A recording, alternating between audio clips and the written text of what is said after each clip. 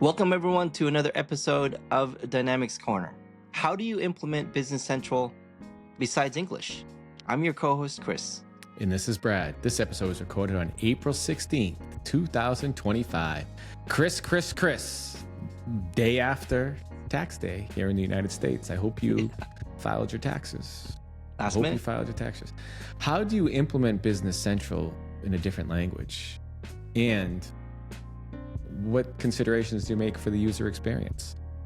Those are good questions. And with us today, we had the opportunity to talk about that with Teddy Herryanto.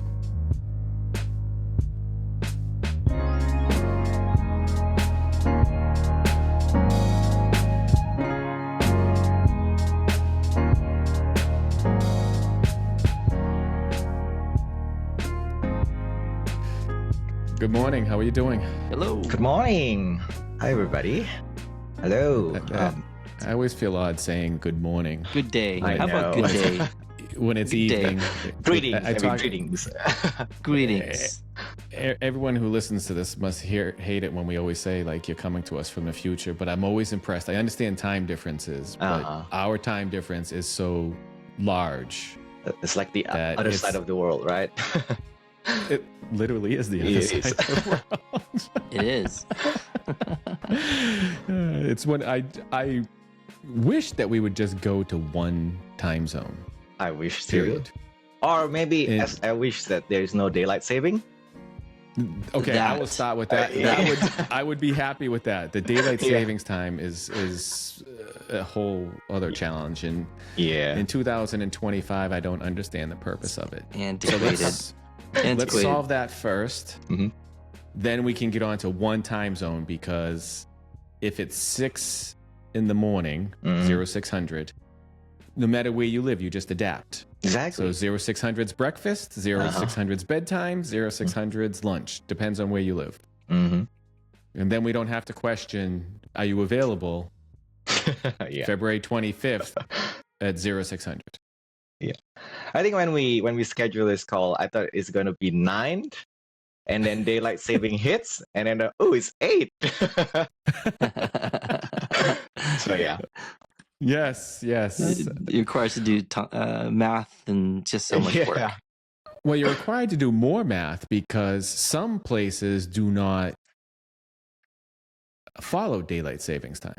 So True. when I do Mhm. scheduling, when we're around this time of year, when we're talking about months in the future past Mhm. daylight savings time, I have to double check to see if it's 5 hours ahead of me or 4 hours ahead of me. Because not all regions honor daylight savings time, which is a whole other reason why we need to get rid of it, Exactly. in my opinion. Mhm. So that's where we are. I don't know if we can. Well, we'll save that for another day. I'm sure I'll be long gone before Yeah. they solve that battle. I think the world has many more issues besides that. We should have longer weekends, Brad. I think that's, certain places in the world, they have longer weekends. Do they? We need to have longer Well- weekends. Yeah. Well, I think the 4-day work week would be Oh, yes. wonderful, and they found 4-day people. work week. They found people are more productive Absolutely. with that when It's you proven. have when you have the ability to rest your mind. It's not necessarily saying you're not working, you're going to be lazy, but from knowledge work point of view, and I'm sure even physical labor, Mhm. you get to rest. And I also noticed when I used to do a lot of hiking, a lot of my creativity would come to me, or problems would be solved when I'm hiking the mountain, right? Because I wasn't thinking about work, I wasn't staring at it, I was hiking a mountain. So Kris, I like that too. Let's start a petition for a 4-day work week. Yes. I'll send it for you. Absolutely. Well, thank you for taking the time to speak with us this morning, an hour earlier than we had planned. We appreciate you taking your time. Before we get into the conversation, would you mind telling me a little bit about yourself? Oh, sure. Well, thank you for having me. So my name is Teddy Herryanto. I'm working in New Zealand right now, working for Tita as a lead consultant. So I've been working with, NEF or BC since 2006. So it's almost 20 years. I've been, I started as a technical consultant, and then I move around, right? So I've become a functional and become an end user. So I do have a background on around the places.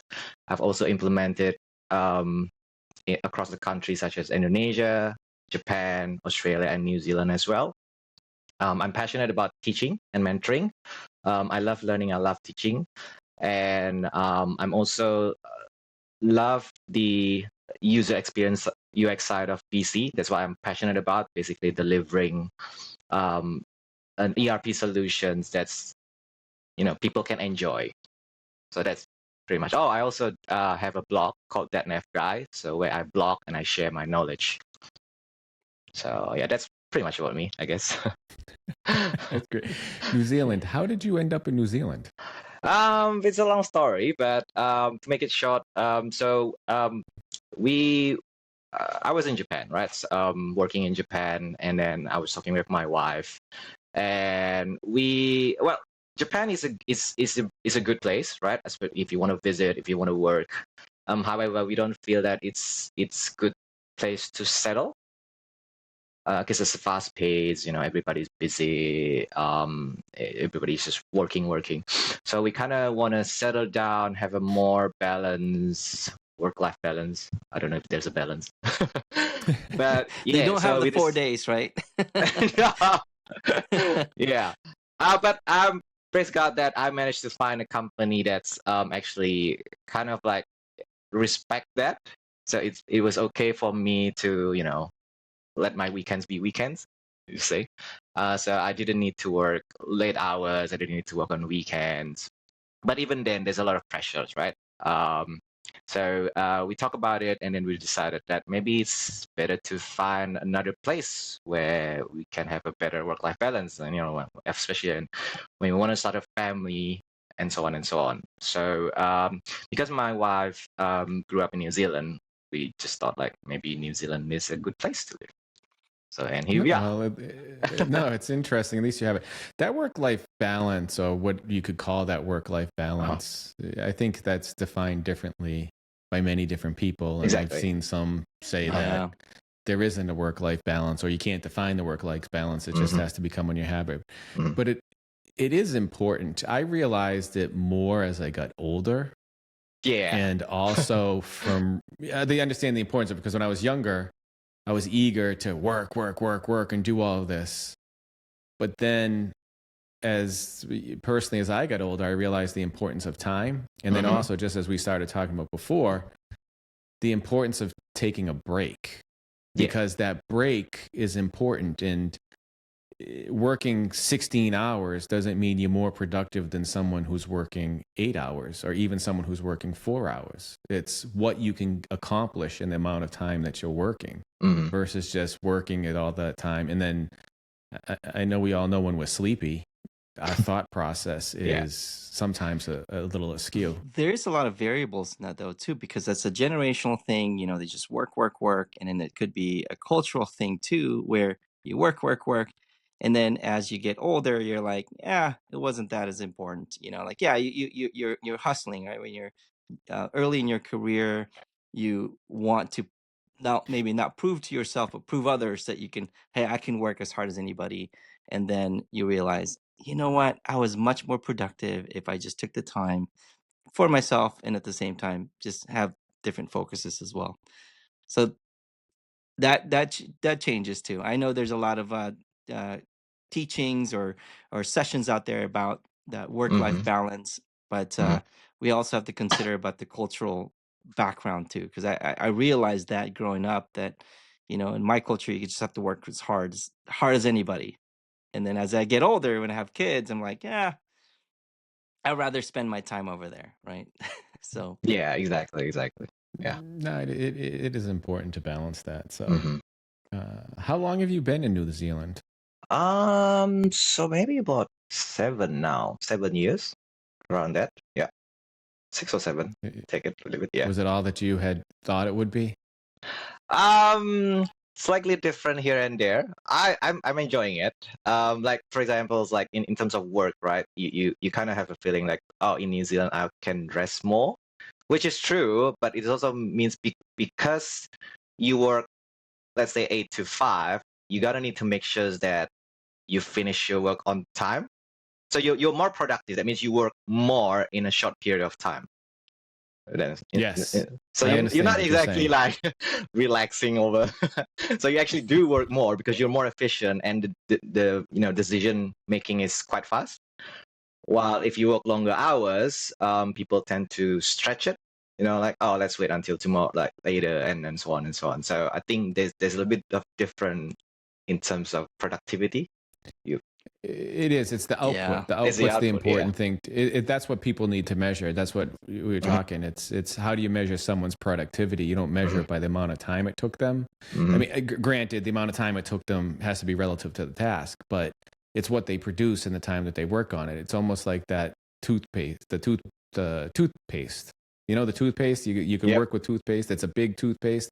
You squeeze, it comes out, you squeeze, it comes out, you squeeze, it comes out. And then when it gets to that very end of it, Mhm.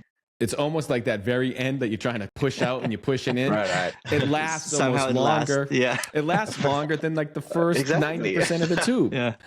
Yeah. So it's just a matter of what you can do with what you have Uh-huh. And and your it's mind. interesting on that too, Brad, and the toothpaste, you don't need a whole lot when you squeeze that toothpaste. I don't know if you're aware of that. You just need a small amount, and that's good enough. That's a misconception when you watch an advertisement of like they have this big old piece of toothpaste on top of the toothbrush. That's too much. They said it's supposed to be Yeah, like a yeah, it's too quarter of much. that. That's all you Uh-huh. need. No, I didn't It's know nice Yes. in that. commercial because it has those, Yes. like They want you to consume it, right? They want you to use it. yeah. So you don't need that. To go back to moving to New Zealand, did you get an opportunity to take a look at the scenery where they filmed Lord of the Rings at I all? did. I did. So I Oh, went to see, like that's Hobbiton's awesome. and stuff like that. So that was awesome. That's cool. I think that's one of the coolest thing about New Zealand is the scenery. It's just gorgeous. Yeah, you're Yeah, living in the Lord of the Rings, so I know. It's definitely a time shift. Uh-huh. And how about the animals? The good thing is there's no dangerous animal in here. There's no snakes or anything, so I can go hiking and not be worried about anything like bears and stuff. Maybe So New Wow. Zealand's the next. Maybe New Zealand's next on my list because I can't even walk out the door without seeing a snake. there So you go. forget that. Yeah. It's crazy. So there's no worry about like spiders. Well, there's spider, but it's not dangerous. Like it's not like poisonous or anything. So yeah, it's really safe country. It's nice to go venturing out. You don't feel like someone's gonna kill you or anything. Like animals and stuff. I mean, in terms of like animals or in the hiking. So it's really nice. Yeah. No, that's good. That's good. But it's not So, for so everybody. Like so if you enjoy like nature, New Zealand is really the best place. But if you I love don't, nature. then well, there's not many things to do in here. You don't go shopping. Well, there is some shopping mall, but you don't. It's like you probably get bored pretty soon. And what's the weather like? Is it Well, yeah, right pretty now temperate year round? it's quite nice. It's the weather's changing all the time. It's like sometimes it's suddenly raining. Sometimes there's a bit of windy, and sometimes it's sunny. So right now there's a cyclone going on outside, so it's very Uh, windy and Oh. rainy. but year round, it's rather temperate. You don't have extreme heat or No, extreme no, I cold, do don't. you? It's not that Oh, extreme. I think I didn't use all my like winter clothes fully, so it's Wow. just a nice uh, jacket. It's fine.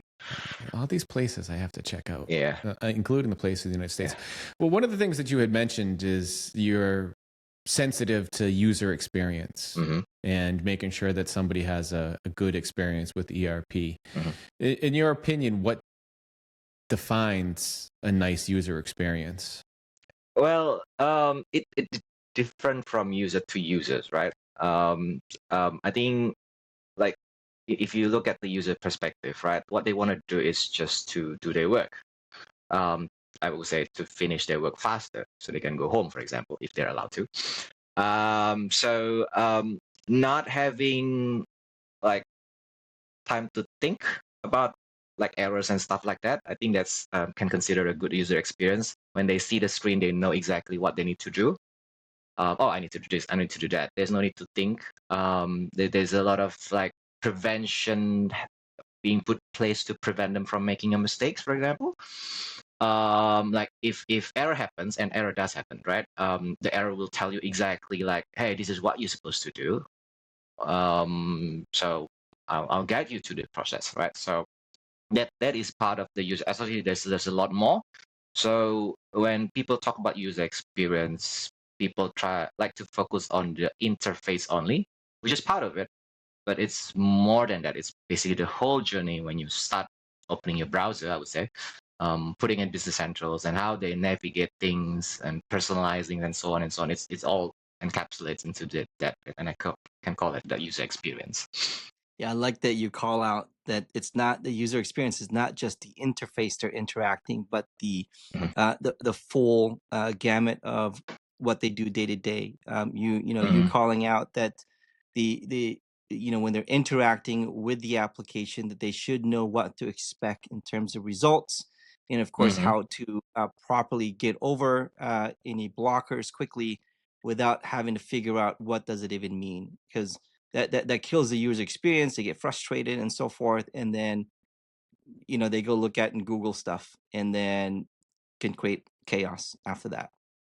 Yeah, it stopped you from being productive as well, right? So it stopped your Yes, workflow, and then you spend a lot of time searching, and then it's good if you found the solution, but if not, then it's frustrating, right? yes. And what are some things from the Business Central point of view? You've been working with it quite a period of time, and we'll talk about your journey. I'm interested in hearing a little bit more about your journey as well, as we started to talk about previously when we were planning this call.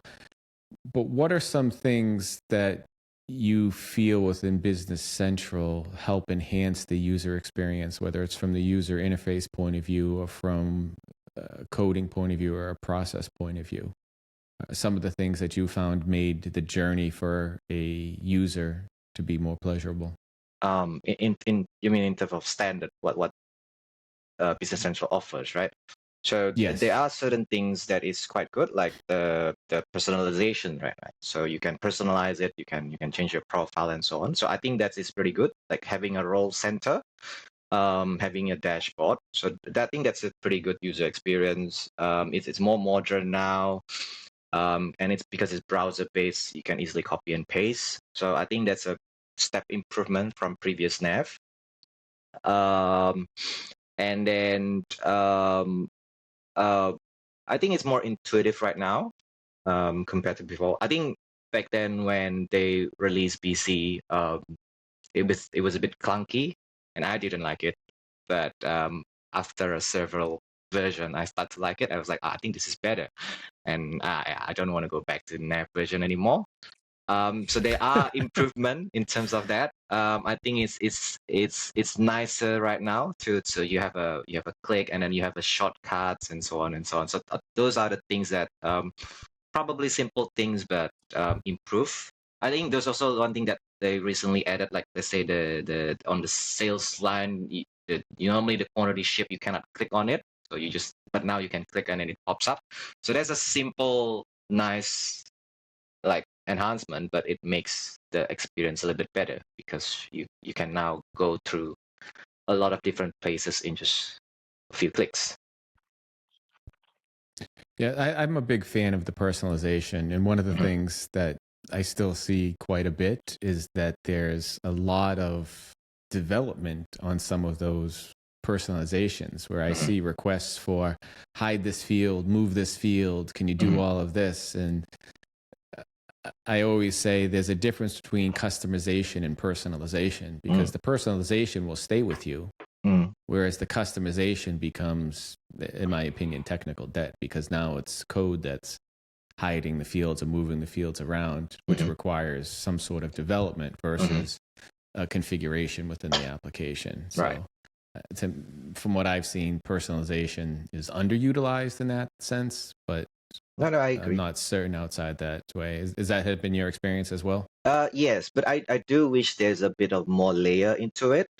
So for example, a variant, for example, some companies use variant, some people doesn't, right? If there's only a toggle that says I'm using variant and it pops up on all variant related pages, because if they use variant, they're probably going to use it on all pages. There's no reason they need to personalize it, right? Like we need to present one by one. But if there's a way we can just say, oh, this company use variant, I'm toggling it, maybe using application area or whatever, and then suddenly all variant pops up on every single pages, I would be happy with that. So there's another layer on top of that personalization. Like even like lot serial, if you use lot, then it shows up lot. If you use serial, it shows up serial. that would be awesome, I would think. I do like that. That little subtle experience, as you had mentioned, Mhm. is valuable. Mhm. As you had mentioned, instead of having to go to every page and make the variant visible, Mhm. you can do a global setting to say, I'm using variants, make it visible. Hmm. That would be an Right. interesting It's not like, oh, I modification want this page to have variant, but not the other page. You will definitely need to have it on both pages. Right. So I think it makes sense to have it as a global. I like it. I like those little features like that. They should Mhm. put that almost as a feature within feature management, where Yeah. they could turn it off and on. That the lot numbers are a feature, or even as you'd mentioned, I know serial numbers and lot numbers may be slightly different based Mhm. upon tracking code of the Yeah. item, but as you had mentioned, in essence, if you're going to use it, you would use it throughout the system, hopefully. Yeah. It's a little difficult. I've seen challenges where some didn't track serial numbers or lot numbers throughout the entire process. They allowed it to be entered or not entered. That's one of those things, if you use them, in my opinion, should just be mandatory. Yeah. Uh, Exactly. And then I for new get user, the. for example, right? So if a new user come in and they don't know about it, so they don't put the variant code and it errors out and then it frustrates them. But if you show them in the page from the beginning, they probably notice something, right? Rather than, oh, I need to personalize first to show the variant. I think it's better to just show it there from the very beginning. No, Do, I like that. do you find it so you've implemented nav and you've implemented business central, there's some similarities of the UI itself, but Mhm. one thing that nav I enjoyed was the buttons, the big buttons, the colorful buttons. Business central not so much. Do you find that people that are new to either nav or business central, in your experience, there's a quicker adoption in Business Central versus Nav, uh, or even to a point where someone moving from Nav to Business Central, their adoption is it a lot quicker now, or it's a little bit more difficult in terms of finding things?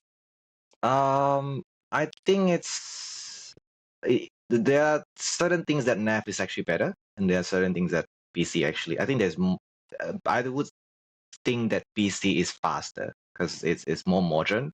But maybe for older people, they might find that NAV is more preferable because it matched with their previous old system, for example. So there's not much different, right?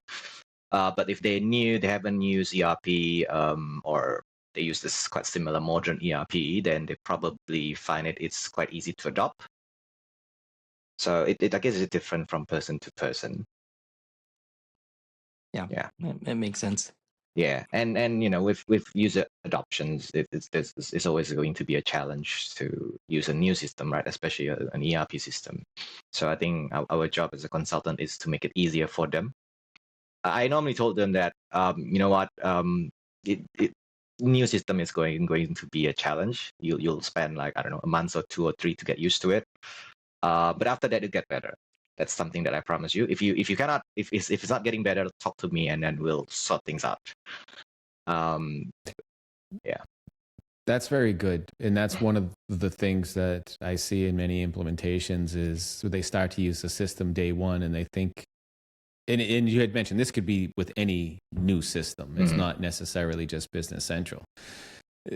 First day they start using it, they think it's cumbersome, they think it's slow, it takes them a long time Mhm. because they're still using the system, getting used to it or getting comfortable with it. Mhm. And to me, I see so many requests for changes at that point before they even had a chance to settle Yeah. in, Yep. that sometimes I'll deny it. I purposely will hold off on some of those because you know that they won't need Mhm. them or they'll forget about them, the enhancements, because Yeah. once they get fluid in the system, in the process of the system, some of those things that they thought were difficult before, because they're now comfortable, are no longer an issue. And it's not because they accepted it and they accepted the time. It's just they thought it was inefficient at first, but it really is more efficient. They just didn't realize they were pausing to remember every single Exactly. thing they needed to do before doing it. So that's where a lot of the time has come into Yeah. play. But And they that's a need to very good unlearn, point. right? And unlearning things takes time. And then, yeah. Oh, yes. I remember going from a conversion and somebody was migrating from an old AS400 system into Nav, Business Central, whatever you'd like to call it. Mm. And this one woman that's all she would ever say is, "Oh, in the old system we could do this. In the old system we could do this. Oh, in the old system it was this." Yeah. And in reality, it was a system that somebody had built for them internally, so there weren't as a lot of business rules. Mhm. But she was making that claim periodically over and over and over again. And basically just saying she wanted to go back, she wanted to go back, she wanted to go back. I think anybody who's worked with implementations has experienced Yeah. someone in an organization that was like that.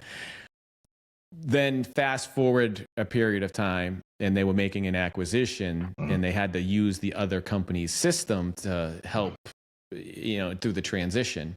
And it was funny, that same woman that was complaining about moving to Business Central was now saying, "Well, in Business Central, we can do this. I can't The believe my system advocate. can't do that." They become an And advocate. she did. She became the biggest advocate after she started using it and seeing Yeah.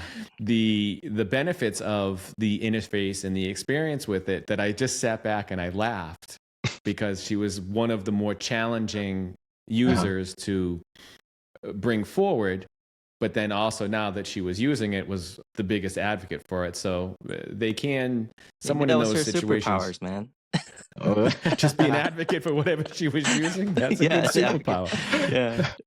So I'm curious, how do you handle users like that, right? Like you can clearly know what Business Central can do for you, and Mhm. it works, and there's a lot of opportunities for growth. But when you dealing with end users like that, or users of Business Central, that doesn't have to be an end user. How do you overcome that? Like, how do you get them over that hump? Yeah, how do you get over the hump? I mean, like, for, like, everyone may understand the process, and they're learning along the way. It's a little bit difficult, but then you have that one person that can, create chaos with everybody that understands it, and they just cannot grasp. Do you just continue to move forward, or or is that when you start personalizing, um, the role? How do you go about that one, Teddy?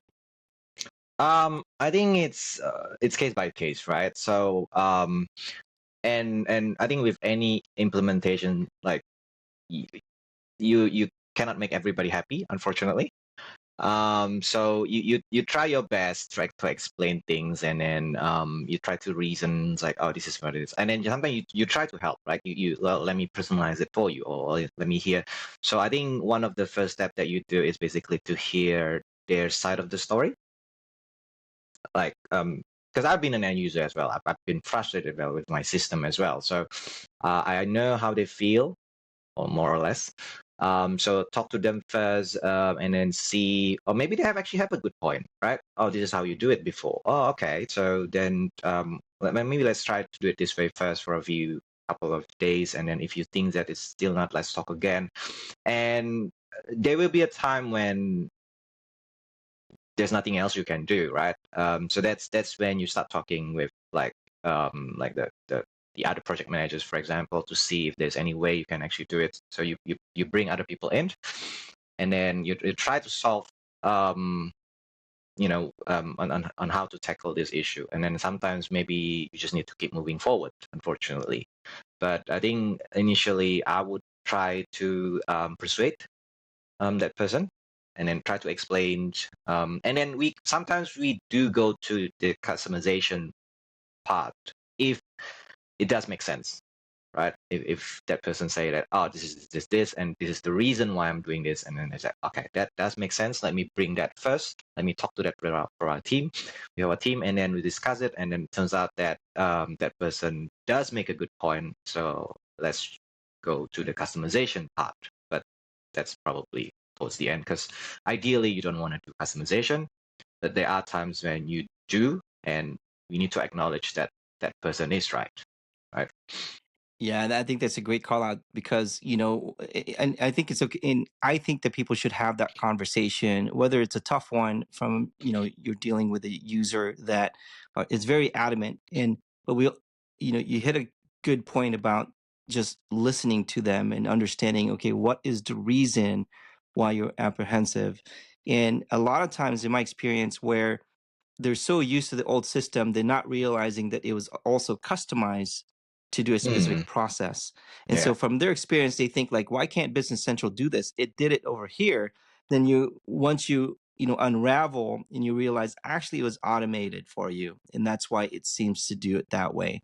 And Mm, so it is okay to do that. It's okay to have the conversation. Okay, you know, whether we invest in that automation right at the get-go, or could we do that after? Because a lot of times they also have to understand how to do things manually. Again, this is mhm. my experience.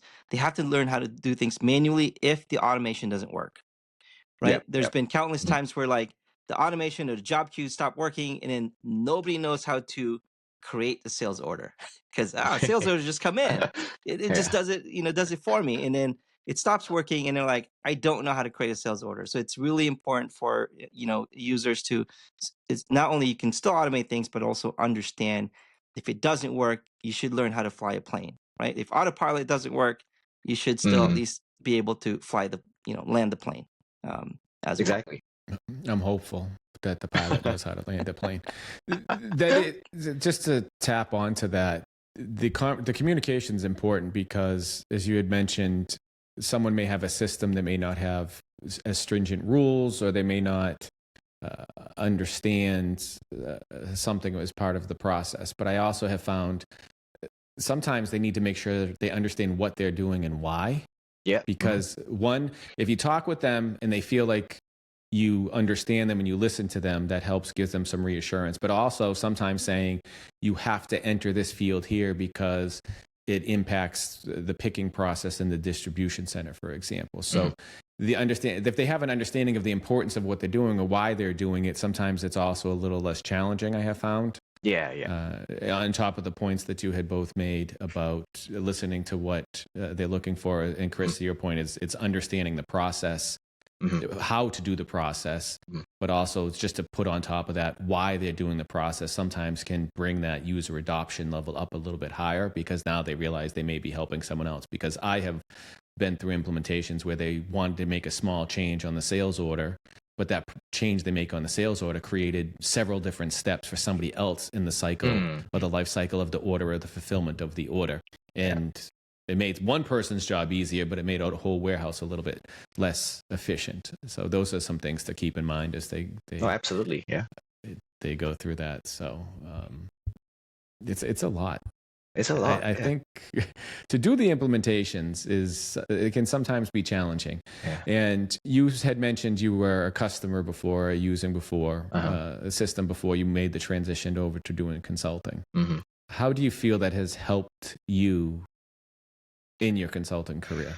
It helps me a lot. So I started as a technical consultant, right? Fresh out of uni. I went into a partners. I had no knowledge about business process, right? They just handed me a PDF manual. It's like, learn this about NAV, like 4.0. So that's the official manual. And then I as much as I tried to learn from that, I didn't know much about. Like, I think back then when I design, when I develop something, it always feels that this is the best way. This is the one that I came up is the best way. Use it.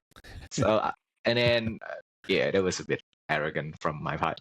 But when I switched to user side, I start to understand how they feel, how they think, how sometimes they don't like their partner. But yeah, so you get to see their business process and their thought process. Like, this is what I do. And I think at the end of the day, they just want to do their work efficiently, and as much as possible. So that shift my perspective. So now whenever I implement something, I start to think like, oh, how are they gonna use this? Are they going? So that's why it's in on implementation. I think it's a good idea for your consultant. I mean, mostly your dev, to actually get to know the user, if possible. So, visiting them, and then even like when you're designing a warehouse solution, you need to know how their warehouse works, right? You need to know like whether they do this, whether there's a lot of like bins, or whether they're wearing gloves, for example. And then how do they are they a super user, or are they just a user who just wanna click a button, and so on and so on and so on. So that changed my perspective. And then now, whenever I got a task, for example, so Teddy, can you make this? I'll start asking questions like, oh, how, why they need to do this? Like, what happen if I don't do this? What happen we don't do customizations? Like, why are we going this path? So I keep asking questions to get to know why we need to discuss, why we need a solution, and it puts me in a better way on when I design it, it fits them better. That's how I feel. And then I start also asking feedback, because I think as an end user, you just wanna. I mean, partner comes, asks you what's your requirement, and then they leave, and then they just give you during the UAT, for example, without asking you anything, right? And this is the solution that we design, and then the end user will look at it and it's like, that's not what we asked. So giving a feedback, like asking for confirmations throughout the implementation, I think is also a good way of doing it. Because I think as an end user, that means that you will feel that you're being listened and your opinion is valuable, right? And then sometimes when doing the requirement gatherings, you miss something, right? As an end user, it's like you say, oh, I need this, but then throughout the implementation, you realize that, oh, there's actually something more that I haven't actually talked to you. So it's always good to actually go back to the customers. Is this clarifying? So do with building this is what you want and so on. So you don't go too far ahead. And yeah. That is a good point on the perspective. And from listening to what to say is something, Kris, it's what we've been saying now for, I can't tell you how long. The most important part of implementations now is the relationship. It's the relationship that you build with the customer. It's not, we're going to tell you how to manage the system, tell you how to do the system. In this space, I always mention it's called partner for a reason. You're partnering with someone to help them with the implementation. You're not doing it for them. You're not owning it. They have to own it. And part of that is through the communication and the conversation. So whether if you're a partner or a customer, you should be engaged through the design process, through the UAT process with each other, so that there's an understanding of why we're doing things, how we're doing things, and working together to make sure it's what's right for the individuals using it within an organization. So them feeling like they're also participating in the implementation also gives them some ownership in it. And they want it to be successful. They want it to work, versus if someone, like you said, you go through, send me requirements. Okay, this is how we're doing it. We're setting it up this way. Then they're more likely to be, well, I don't like the way this works. It doesn't work properly. They'll give you a little bit more resistance on it. And also, when you're a partner, you're helping someone implement it. So from the user's perspective, they're the ones that have to use it every day. Exactly. When we set up a system as a partner for someone, we're doing it 1 or 2 times, training them, show them how to use it, but it's not the day in and day out. So that feedback loop is extremely important during those processes. And I know one of the challenges that I have seen, and I'm just curious your thoughts on the amount of time that someone has to use and test the application. I see a lot of implementations where I feel that there's not a lot of testing time because they have their regular job to do, I guess you could say, and not all organizations can afford to hire new people to do temporary jobs for a period of time, and they may be able to offset it. But what are your thoughts or approaches on how to have an effective UAT or testing plan or process? We definitely need more tests, right? I think testing is always good to make sure, and then they need to test it, not the developer, not the consultant, because the consultant can only test as much as they know, right? But the one who's going to use it is the user. So it's always good to ask them to perform the test. So you can assign a what do you call it, like a super user or a champion to test it. And then, I mean, they do really need to invest on it. There's no going out of it. It's not like, I mean, if they don't test it, they'll pay it later on. So I think that's something that we need to make sure that we need a dedicated team from your side to test. Like if you don't test it, you'll pay. I mean, we try our best to make sure that the solution works as intended, and there will be no issue and so on. But there will always be a gap, and then it's always better for your side to test it, because if you don't test it after we implement it, then you'll have a lot of issue, and then because you have a lot of issue, you have a bad user experience, and that frustrate user, and because you have more frustration, it will lead to more resistance. So invest early, I would say. That is, that is an interesting thing. Brad, you're calling it out of, they have their day-to-day job Mhm. and then they're expected to test. One thing that I don't see often is adding that as part of the budget towards the project. You have to Right. budget the time of people have to take away to spend time on the project for UAT, because it is an investment if you invest on user adoption, that means you're going to get your quicker ROI on Business Central, because now your people will be, quickly utilizing it as best as possible right away, versus Mhm. not spending time of UAT. And then a lot of times you have to step away from that and then allow them to spend time of testing. So that is one thing I don't see often.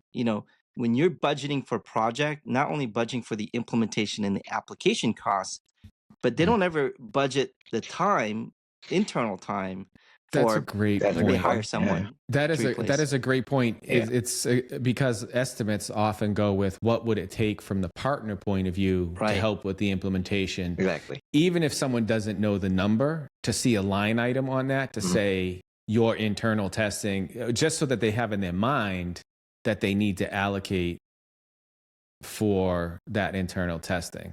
I like that idea. I Yeah, have yeah. not seen that. I've had the conversations, Kris, but you're right. I think putting Yeah. something like that on that proposal, just so that they're aware of it and they know that they also have to participate in this, Mhm.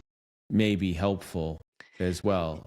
Yeah, and you see that on a statement of work, maybe 40 hours of UAT, but that's 40 hours of maybe me sitting down with them of testing, or 40 hours just my side, but it doesn't calculate on their side as well, that they also have to do that 40 hours, right? It's not just me they're paying, but it's 40 hours is taking quote unquote productivity of people Mhm. getting their job done.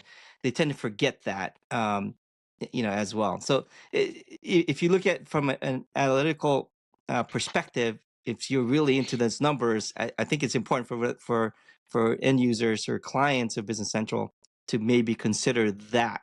So then you can see the true cost of your Business Central implementation, not just partner. In that testing, I'm not talking, we could talk about if it's relevant, Mhm. is not automated testing or No, no. Yeah. any programmatic testing. This is the user acceptance testing. It's Yeah. when they Mhm. go through the process. Mhm.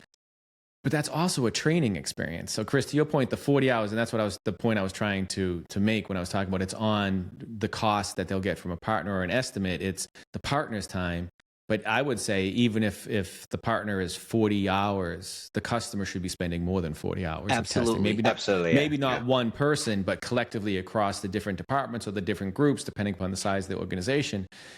I would say it's much more than that, because to what Teddy's proud of is the user experience.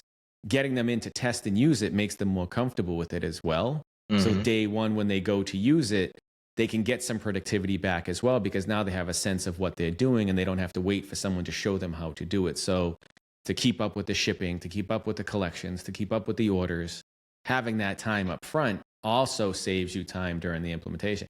These are a lot of things that I think go hidden. And a Yes. lot of times Yes, people yes, yeah. say, Absolutely. Hidden costs. Kris gave me an estimate. It's going to be a week of UAT. Uh-huh. I'm done. Yeah. Yeah, And nah. with no ownership. And Teddy, you brought up a big point, and I like the word you use, resistance. Uh-huh. Even if it's not intentional, Mhm. they will automatically start to resist because they're running into challenges. They're out of their comfort zone. Mhm. So they're going to want to resist going to something new, because they're Yeah. going to want to withdraw and Yeah. go back to what they're comfortable with. Yeah. And they start not So- liking the system. So they start giving excuses like, oh, that's because they start finding fault on the system, right? So it triggers a chain of reaction of resisting the system. So, Yeah, and you well, and you made a point too, Teddy, about the creating the feedback loop, because people tend to forget that when the user experience doesn't end once you go live, Yeah, right? yeah. Like you know, your partner goes away, and maybe they're there to support from time to time, but it's a consistent, you know, improvement in getting the feedback. Is it still working? Is it still working? And Mhm. then sometimes partner will give you like, oh, we'll be around for 30 days to make sure there's no support needed.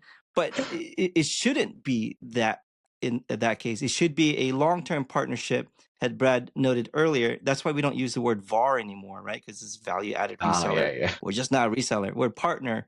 So it Uh-huh. needs to be a long-term plan. And one of the things that an end user or a business can do is, you know, have a consistent um, maybe monthly follow-up or feedback, or maybe work with your partner to do additional training as a, you know, just to validate the process is still working. It may work at Mhm. that time, but then in the next 30 days or next, I don't know, 6 months, there could be changes that requires you to make adjustments as well. And you know, I see that too often. They just kind of move on, and then the user experience, they get frustrated. And what happens, and I've used this term before, is rogue processes, where someone gets frustrated, they Google stuff, and then they read a document somewhere, and they're like, I'm going to do this here too, and then it doesn't fit their business, right?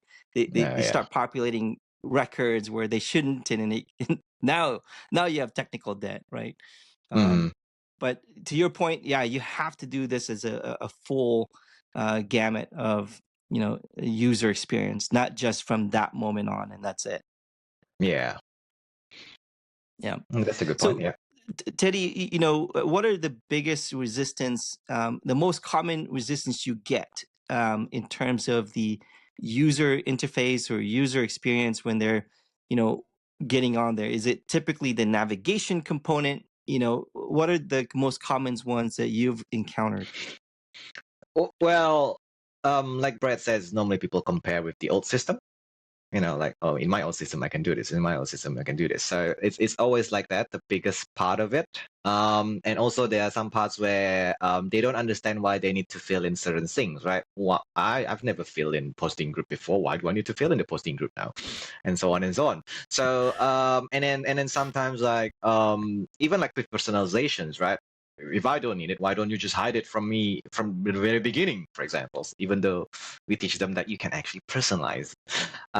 So those are some of the resistance, and then sometimes because the natures of the way Business Central works, maybe like for auditing, so you need to do a certain way. You actually have more steps compared to the previous system, right? It's like, oh, in previous system we can just edit, for example, my our lecture entry. I was like, no, no, no, no, no, no.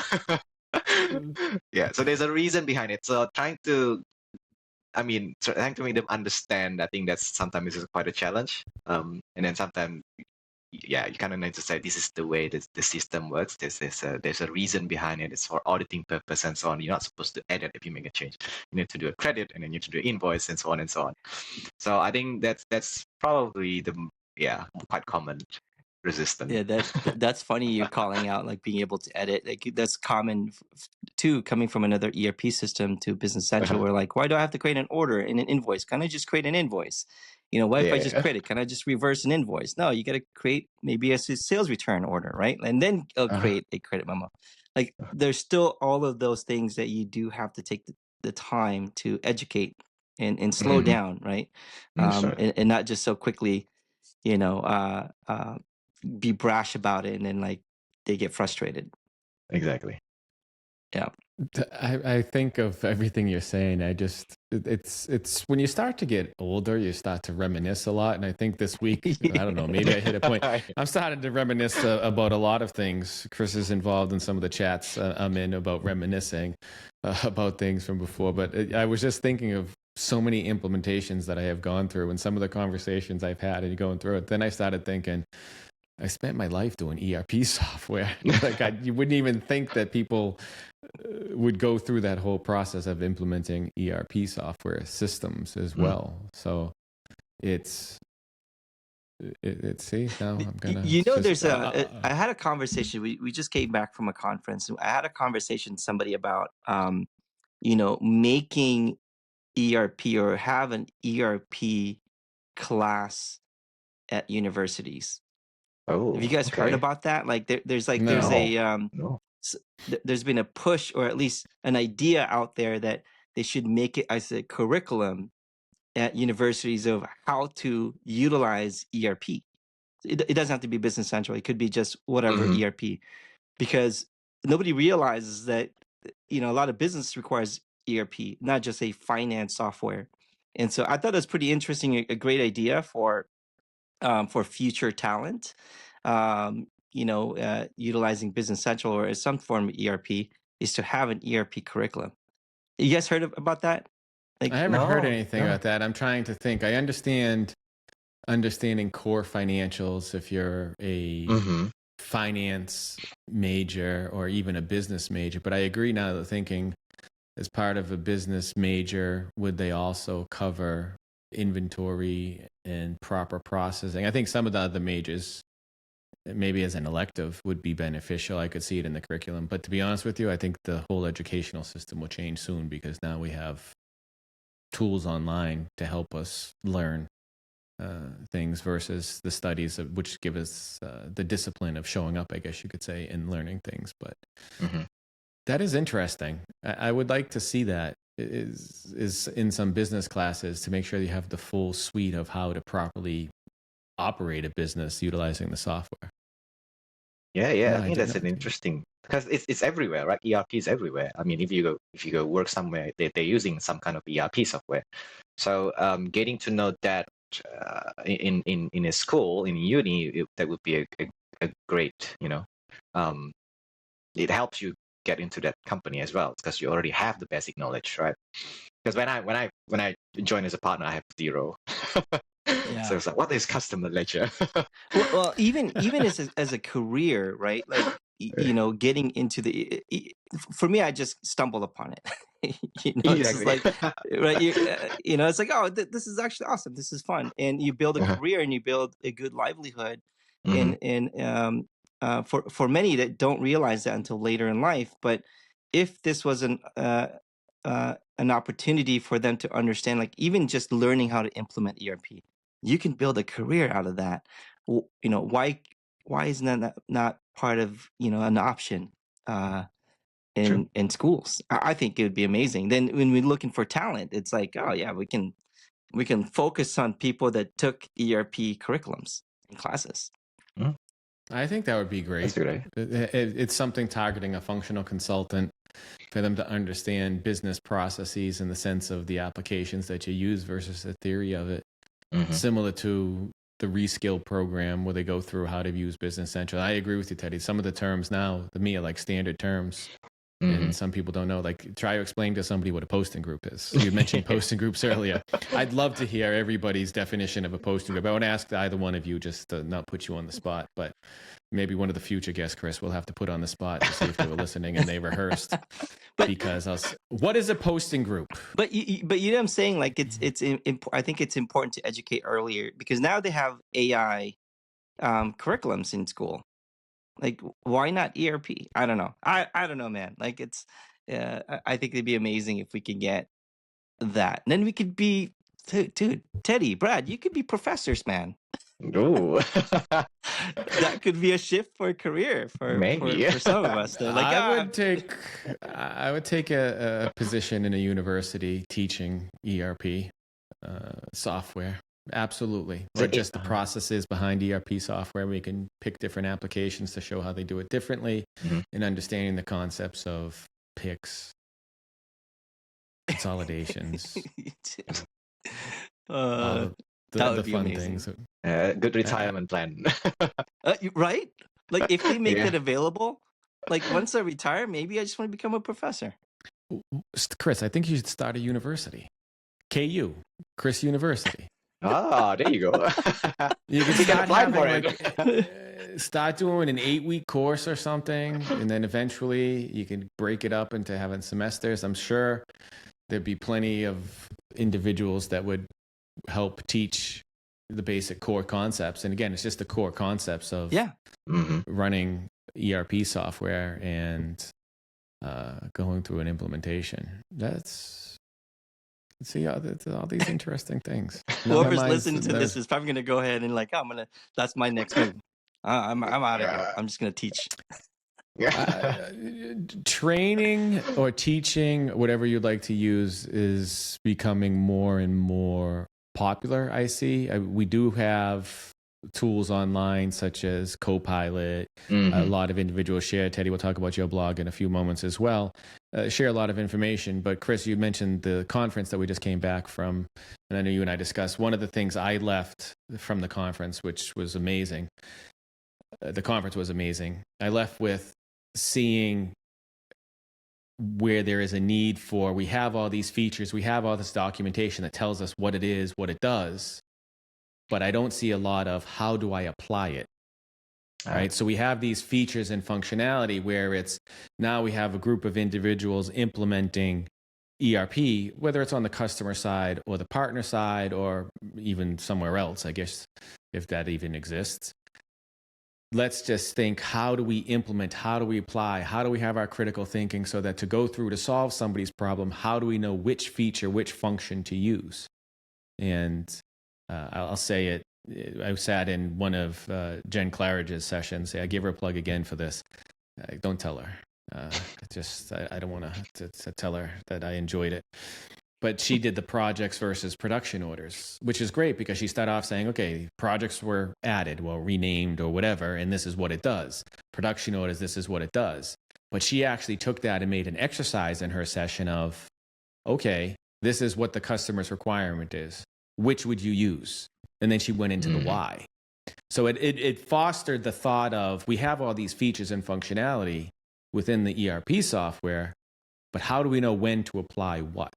And to me, that's where I'm starting to realize there is a big gap, I guess you may say, in sort of the implementation process or the training process is the critical thinking piece of, okay, these are the scenarios of when you may want to do that. And then you could have some similarities and extract from there. Or just shows you that sometimes you have to take a step back and think, is this the best process or is the other process the better process? Yeah, and so I Yeah. guess that leads to my question for you, Teddy. Being in New Zealand, do you normally work around? I think you had mentioned you have clients in Japan, Indonesia, and so forth. Is there any um, knowledge requirement in terms of like localizations and country specific when you're implementing Business Central? Are there any Um. challenges there?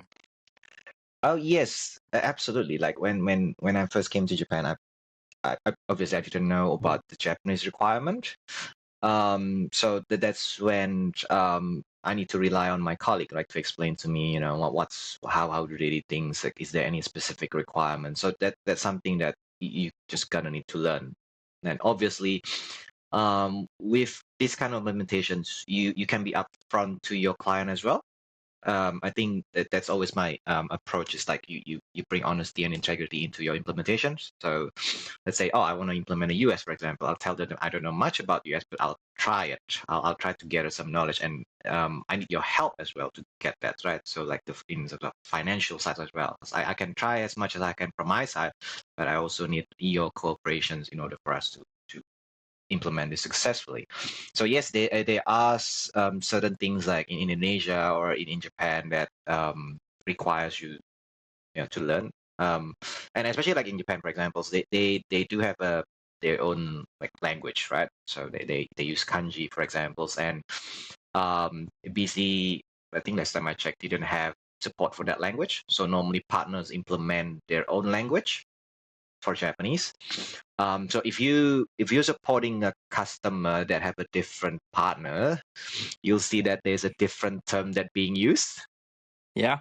Like for sales order, they use this one, but for the other partner, they use that one. Sometimes it feels like and sometimes they just use English.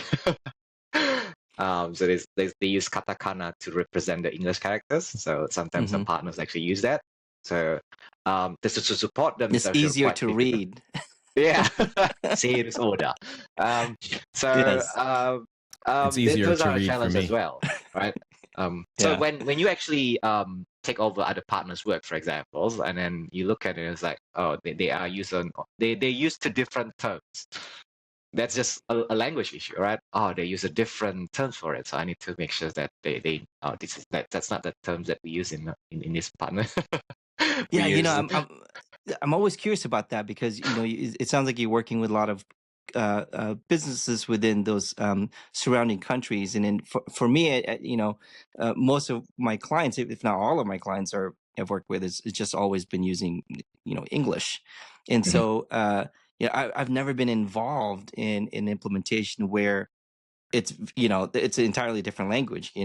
So I'm always curious from your perspective, like the difficulty in the translation, and you have to work with a partner that translates the language. In Indonesia, for example, do they use English or do they have They use English. They use language English. extension? Oh, they use English. Okay, but Yeah, they do as have far as I language know, yeah. extensions. Um, I don't know whether they have an Indonesian language. I haven't implemented Indonesia for a while, so maybe they have.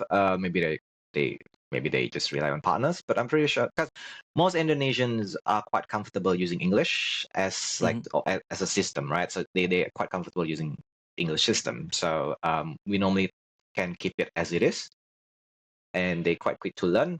While in Japan is very different. They are used to a Japanese systems, and they even have their own like Japanese ERPs like Kanjo Bugyo.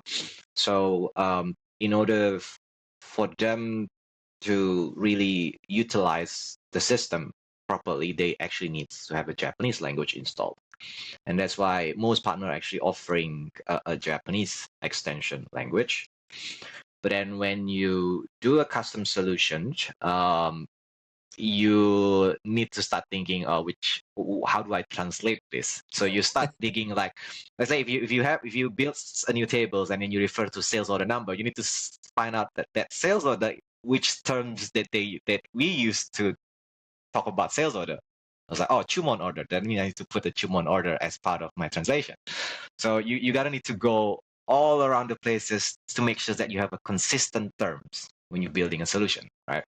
Because otherwise, if your Yeah, terms is different, then so yeah. yeah. I feel blessed that we just deal with difficult end users sometimes, and we speak English, right? And I can't Yeah. imagine having to deal with a difficult user and a different language at the same time, and then there's Uh-huh. cultural differences as well and how they do business.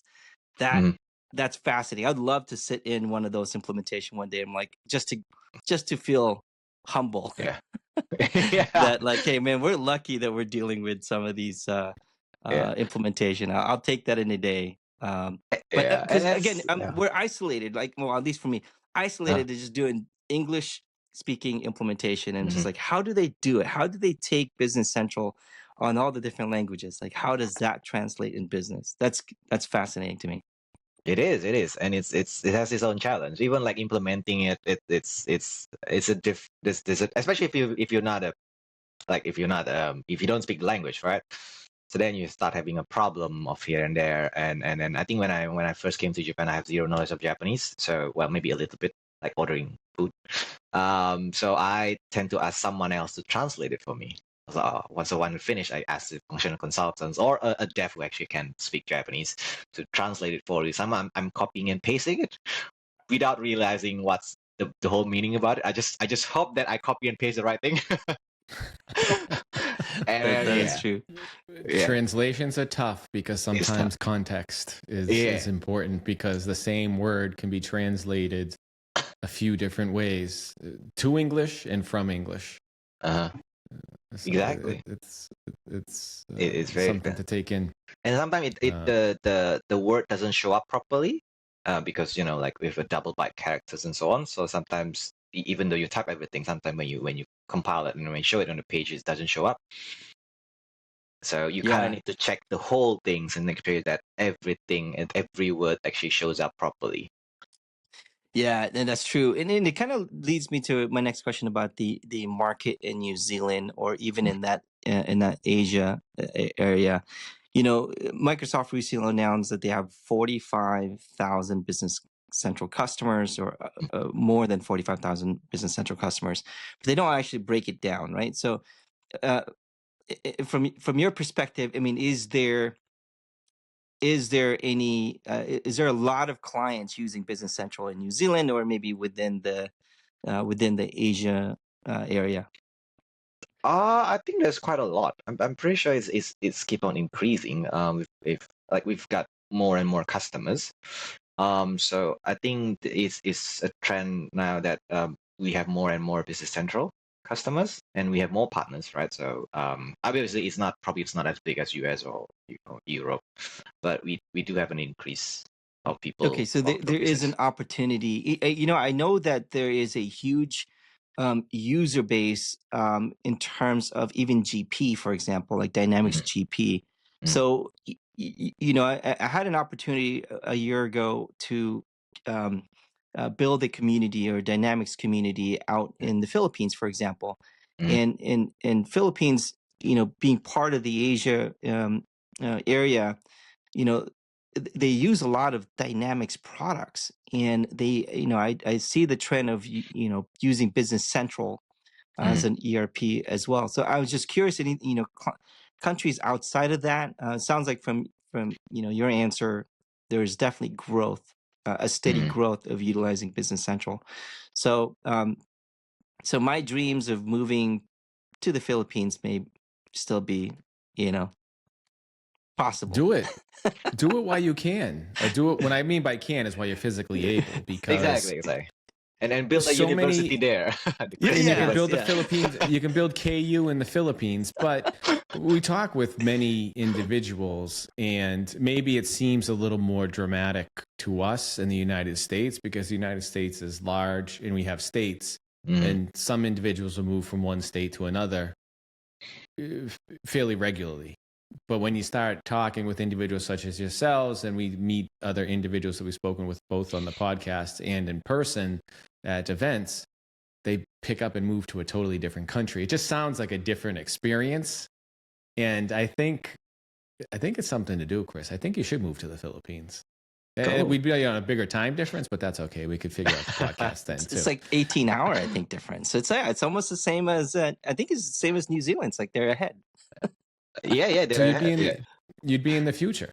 Be in the But I future. yeah. think it's the things like that. I think everyone should have the experience of moving to a different place to see a different culture, or at least immerse themselves into a different culture for a period of time, because I think it's interesting to see how other people live, in a sense, of what they do from their day to day. As you had mentioned, a different culture. We started the conversation with in Mm, Japan. They may be a little more busy, work a little bit more, whereas New Zealand, mm, to say they may not be as busy doesn't mean they're not as productive. I'm always careful to say that, mhm. because just because you're not as busy all the time doesn't mean you're not productive. So I think it's nice to see, and then also the different weather. And then, Kris, I'd have some place to go visit. Yeah, Yeah.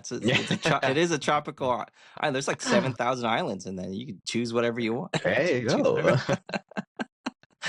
So, Yeah. hey, And that's especially how if you can yeah, try. Yeah, yeah, good. sorry. I mean, especially if you pick a country where you don't speak the language, that's even more awesome because now you start to need to learn the language. Yeah, And the I think the language shapes the way you think as well.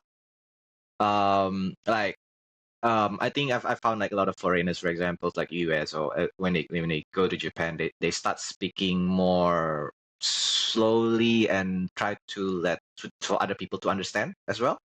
So they try to articulate it better, for example, instead of just speaking fast. Because for the Japanese people, it's hard for them to catch up. Like if you're speaking too fast, so the way you speak also started to change. So your English language start to change as well, the way you speak and so on. So it helps you better. I feel that in terms of articulating and communicating, because you want to make sure that the other party actually understands you. And then the way their language also works differently, like a Japanese language, for example, there's a lot of times where they actually don't have the subject. So because the subject is considered like it's a common knowledge, it's an so action or something like that.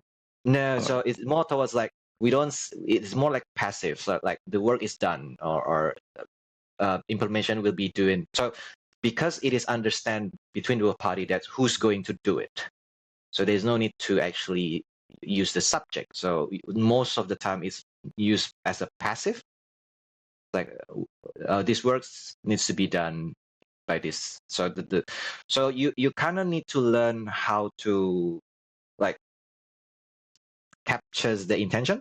Like Yeah, I think that is when right. I It's the yeah. intention. Yeah, it's really hard. And then I think when I first learned about it, I think I had a discussion with a colleague of mine, and then we start talking about this is, and then by the end it's like, oh, we agree. And then at the end of the conversation, I was like, so who's going to do it, you or me? Yeah, it's implied, right? So Yeah, the it's art implied. Yeah, implication, it's implied. Like they don't have to tell you. It doesn't have to be part of the language communication. It is exactly. implied that you're going to do it. Yeah. So you start to read people's you gain that ability to kind of read people, because when you study Japanese, that's how they do. So I think it's a good learning opportunity when you move to a country that you don't know the language. You don't have to be good to go extreme, like to go to China or to go to Japan, where they don't use the same characters. But yeah, I mean, it's a very good learning experience if you start to learn the cultures and the way the language works, and you can start understanding them better. I Yeah. think that's important. I think a lot of times everyone has a viewpoint of what something may be like Mhm. until they go through it and live it and experience it, and then it may change your perspective. I, One of the if I could plug something really quick, Brad, I think it's very important to have your team to be as uh, different backgrounds. I know Brad Mhm. and I have worked with different individuals with different backgrounds, but it does help in terms of communicating because we work with people that are from Japan and have no clue, but we happen to work with somebody that can speak the language, and so that a little bit of um, the ability to speak different languages, it's like chef's kiss because then you have a better way to communicate, especially when you're trying to help a business implement Business Central. So I just want to put that out really quick. So thanks, Brad. No, thank you. I think it is important, and that you get different perspectives with the different backgrounds. So Yep. it helps you Yeah. have a better implementation or a better experience. A few months ago, when we talked, you mentioned about your blog. Mhm. What types of information do you share in your blog? I share everything about NAP and Business Central, basically. Functional side, technical side. Um, uh, I guess it started because I want to share the knowledge. It's also because I also want to remember how to do certain things. So I put it there as well for me. So I can always go back to it and read it and then do it. But yeah, so I first I think in the beginning I just want to share. So that's why I started my blog. So I started sharing things like start small things like, oh, this is how you do this is how you do this, and then it's kind of grow from there. And then right now I'm just sharing tips. So every Friday I try to share tips like this is how you do certain things in Business Central, this is how you do this is how you do this. Now sometimes people will say, oh, that's a common knowledge, but I believe that common knowledge is not that quite common. And then especially for new users, right? You hit it right. You hit that nail right on the head, and that's what I say. And that's one of the things, even when we talk about session planning at conferences and such. Common knowledge to who? Because somebody is always at a different point in their journey. Some organizations, some individuals that may be working with partners are just at the very beginning of their journey of Business Central. So how to enter a customer or what is a posting group is new to them. Whereas someone who's been working with it for some time, they already understand it and they know it. And that goes with perspective. And sometimes you have to take a step back and say the perspective of, I know this, but somebody else may be new. And as to your point, it's not so common because somebody's starting out their journey. We all have to learn somewhere. Exactly. Or at some point. We're not just born with the knowledge of what a customer posting group is, what a vendor posting group is, what an inventory posting group is. We're going to keep going. What a general business posting group is, what a general product, I can't even speak right now, general product posting group. Do you know other posting groups? There's all these different types of posting groups, bank account. Yeah. And it We'll also have a helps quiz me as one day. well, right? So because when I write, that means I need to think, because you cannot explain what you don't understand. So by Correct. writing it down, you start to think as like, oh, how do I explain it? And it helps me also in the futures, right? When I try to explain it to someone else, because I already know how to explain it. So it does help when you started helping people, you actually help yourself to be better. That's why I actually do blogging as well, and sharing the knowledge. Yeah, we do That's good. appreciate that sharing that knowledge, because there are times where you research, Mm. look it up on the internet, and then your blog shows up. I Mm. just had somebody a couple weeks ago. It's like, oh, I was stuck in this, and I found your blog. I Mm. appreciate that. Or even Oh, for thank me, you. like I forgot about something, and I looked it up, and it's like, oh yeah, I wrote that. I should I was just update about that. to say that. Yeah. That's what happened to me. Is I was searching for something one time and I found something and I said, I wrote that. Yeah. So it's helpful. Well, Teddy, thank you for taking the time to speak with us Oh, thank you this for having morning, me. Yeah. this evening, this afternoon, depending upon where the three of us are Mhm. located. We do appreciate your time. I always say, and I mean it, time is the currency of life. Once you spend, you can't go back. So anytime anyone spends with us, we greatly appreciate, because it's a part of your life that you could be doing something else, but you're sharing it with us and sharing it with the members of the community or anyone that listens with this. If anyone would like to get in contact with you to learn a little bit more about you or some of the things that you do, or talk about Business Central implementations, what's the best way for them to get in contact with you? They can reach me through LinkedIn. I think that's the best way, because I normally look at LinkedIn. I can respond better. Yeah. So LinkedIn is Okay. one way. Yeah. And we'll have a link with how to reach you on LinkedIn with the Mhm. episode. Yeah. And we thank you for your time, and we look forward to speaking with you again soon. All right. Thank you. All right. Ciao, Thank you for ciao. having me. Bye. Take care, Thank you. Teddy. Bye. Thank you, Kris, for your time for another episode of In the Dynamics Corner Chair. And thank you to our guests for participating. Thank you, Brad, for your time. It is a wonderful episode of Dynamics Corner Chair. I would also like to thank our guests for joining us. Thank you for all of our listeners tuning in as well. You can find Brad at developerlife.com. That is DVLPRLIFE.com. And you can interact with them via Twitter, DVLPRLIFE. You can also find me at matalino.io, matalino.io. And my Twitter handle is matalino16. And you can see those links down below in the show notes. Again, thank you, everyone. Thank you, and take care.